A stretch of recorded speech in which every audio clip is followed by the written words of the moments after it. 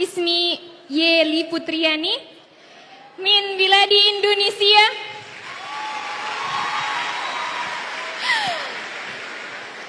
يعني أولا يشرفني أن أقوم بين أيديكم يمكن في هذه الفرصة ممثلة من الخريجات خاصة من الوافدات. نشكركم على اهتمامكم بنا. ثم سقفة كبيرة لها.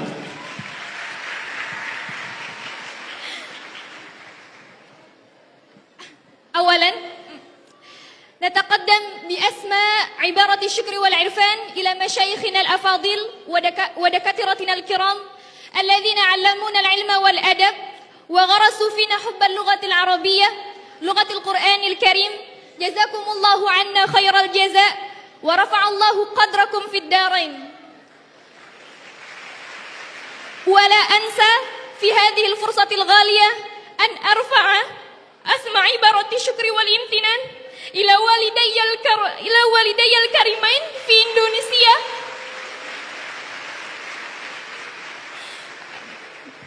اللذين كانا السبب بعد الله في وصولي إلى هذه المرتبة بدعائهما وتشجيعهما وتضحياتهما.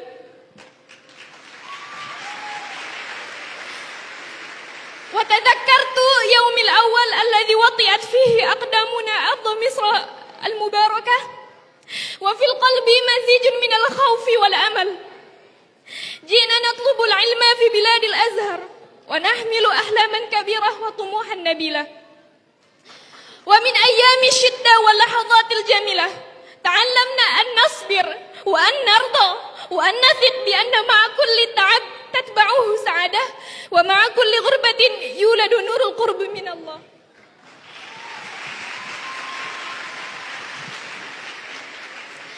ولا ننسى زملاءنا وزميلتنا رفقاء الدرب الذين تقاسمنا معهم لحظات التعب والجد والفرح، فكنتم السند والأنس في غربة الطلب في أرض بعيدة عن الأهل والوطن.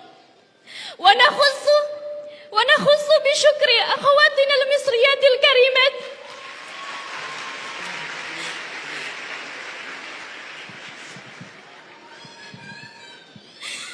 اللواتي كنا لنا عونا ودليلا في فهم الدروس واستيعاب المواد وفي تعلم أساليب اللغة ودقائقها.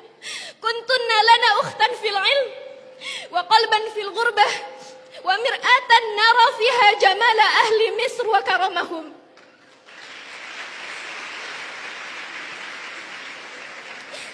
جزاكن الله عنا خير الجزاء وجعل مودتكن فينا خالصة لوجهه الكريم.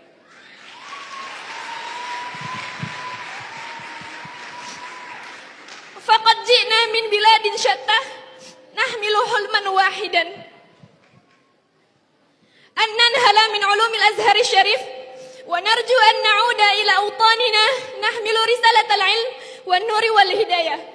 وأخيرا نسأل الله أن يجعل هذا التخرج بداية طريق جديد نحو خدمة دينه ونشر لغته والوفاء لوعدنا بأن نكون دعاة بالحق متمسكين بالعلم والأخلاق.